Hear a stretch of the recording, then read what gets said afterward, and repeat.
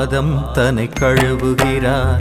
மணிமுடி சூடுபவர் கால்கள் தன்னை தழுவுகிறார்.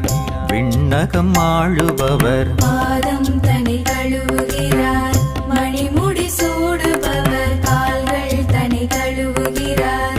விண்ணகம் ஆளுபவர் அடிமை நிலையே நெடுத்தாய் இறையின் மகனே, மீட்கும் பரனே